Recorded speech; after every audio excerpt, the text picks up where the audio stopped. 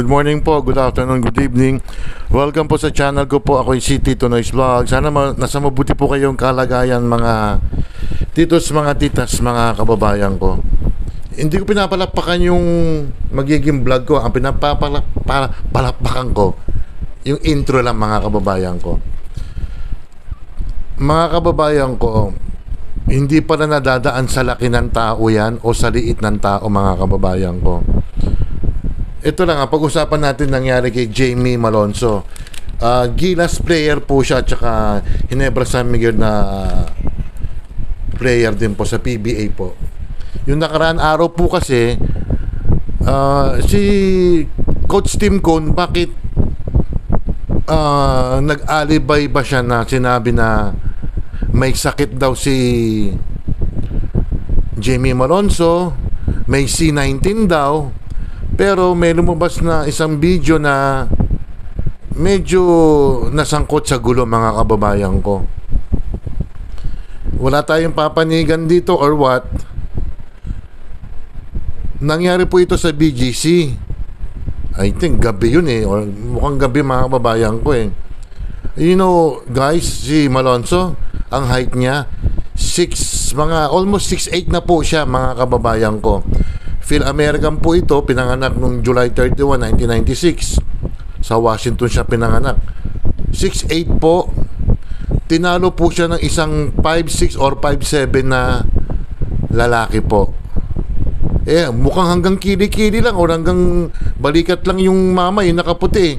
Hindi ko pwedeng ipakita yung video mismo po kasi baka pagalitan ako ni tatay ni lolo mga kababayan ko Kaya yung photo na lang na medyo nakasilhouette para to nagbubunuan sila mga kababayan ko.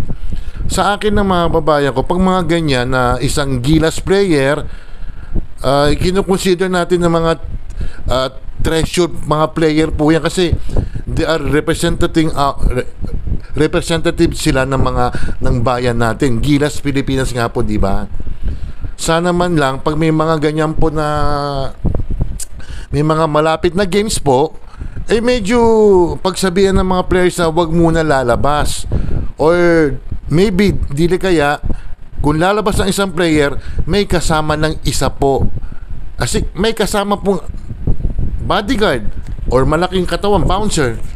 Alam nyo, grabe yung mama, ang galing body shot yung lalaki na kaputi, and then in-uppercut si Jamie Malonzo. Tingnan mo, 5'7" lang yung nakadali sa kanya, 6'8" po siya mga kababayan ko. Hindi natin alam kung anong dahilan. Ang sabi raw ni Jamie Malonzo is miscommunication. Ang sinasabi naman iba, conceited, medyo allegedly mayabang si Jamie. Hindi natin alam po yan mga babayan ko. Nakainom or what. Kasi mga babayan ko, just in case lang kung nakainom ang isang tao, o yan si Jamie, kung nakainom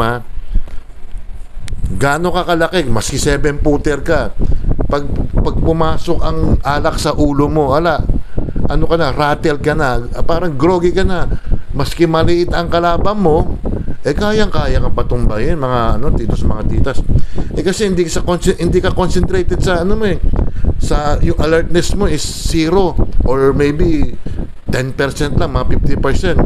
Ang kalaban mo alerto. Di umano pa yung MMA fighter to.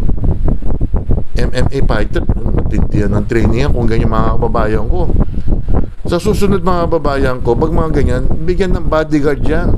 Magsa-shopping man yan, magsisimba, bibili sa grocery, mamamasyal, kailangan may isang bantay man lang.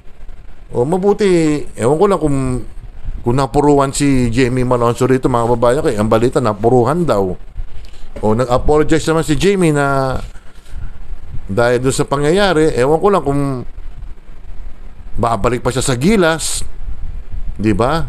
Kaya hindi siya nakalaro, I think last Sunday or yesterday. Ayun, pasa yung mukha niya, may pasa mga kababayan ko. Kaya next time, yung mga handlers niyan, kung sino man ang nagmamanage sa Gilas, bigyan niyo ng protection din yan mga kababayan ko. O ganito na lang, assuming na medyo nagayabang si Jamie, Moral lesson na rin yun sa mga malalaking mama. Oh. Tignan mo, 6'8 ka. And then nakatalo sa iyo 5'7 o 5'8. Almost kasing laki ko na, 5'9 ako eh. Oh, tignan mo, 6 hanggang balikat lang ha, or hanggang kili-kili. Ang galing yung shot ng ano eh.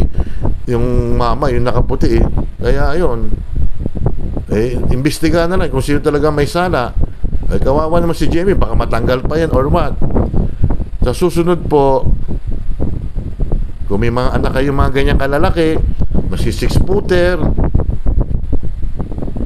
pagsabihan nyo na lang po na medyo umiwas dyan sa mga trouble, sa gulo. Kasi minsan eh, pag nakikita tayo medyo matangkad tayo, malaki katawan, may mga ibang lalaki dyan na sinasabi nila na nakakalalaki ito, ang tangkad nito. May mga ganun eh.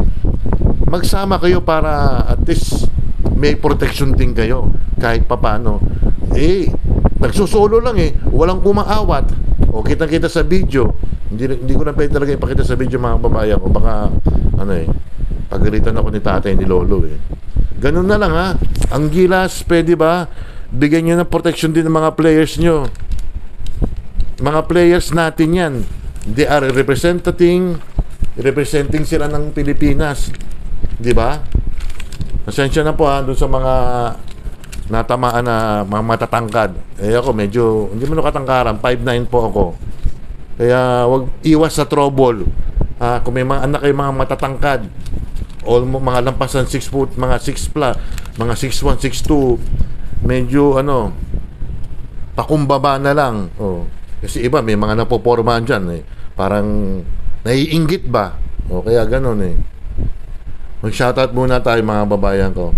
Ang isa shoutout natin ay si sige, pa-birthday ko ulit. Pa-birthday ko ulit kay ano? Pa-birthday ko kay Ate Ruby Vlog. Happy birthday ulit. Cherry Papoy's Adventure, Oxy Stab, Shinjin Vlog Official, Michi Tigerfield, Shirley Mendrano, si Pamangkin, Jane Barona Vlog, Ola, Coach MB, Doc Juday, Mama Rin Official, Amlena Vlogs, Tess Sabala Official, Nana Eva TV, Jubante Motorista di Buko di Papaya di Dorian, Principal Kim Mayang Vlogs, Eldon SK Vlog, Reps SK Jamin Vlog, A-Heart Bib Purple, Junito Marinado, Myra T. Sanchez, Kapitek TV, Rhea May Perorino, Tony Marcia, Rizal Easy Mix, si Dawigay, Angel Mix Vlogs, si Kathleen, Chaps De La Cruz, Milatina, Natasha Mix Vlogs, Arlene Hogs, Pearl DM, Casablanca, who else? Mami ni Raj, Jessa Marit 23 Vlogs, Baby Yashi, Eunice and Burgess Tandem, Malus TV, Food Trip Ranger TV, Guwapong Lalaksot, Jana Mix Vlogs, Benji Opa Sanchez, Angelino Ganson ng New Zealand, Dems Cake, Sweetie Cake Channel, Nuna Wonder PH, Jurens Vlogs, Ella Kimo, Cindy Mini TV, Elise Neris Channel, Jalina Saudi Arabia, Dara Ricardo ng Israel, Evelyn Orasi, Evelyn Official, Simply Grace ang inaanak, Ate Isabel, Tess Padulina, Marites Cojo, Kojos TV, Tita Marie, Angie of San Francisco, Pwede Albino, Kapaternaga, Rosewood Adventure, JC is over, Family Flower Vlogs, Joey's Official Channel, Charles Lumawig, yun pa ba? Abo SKTV, Tita Pearl, Boss Anin, Girly Mercer, Casey, Banana, Sarah Vlog, Andini Gymnastic, and Farouk Farel, and Learn from India, mga kababayan ko. Morales sa mga kababayan ko ha. Huwag masyadong don't be conceited.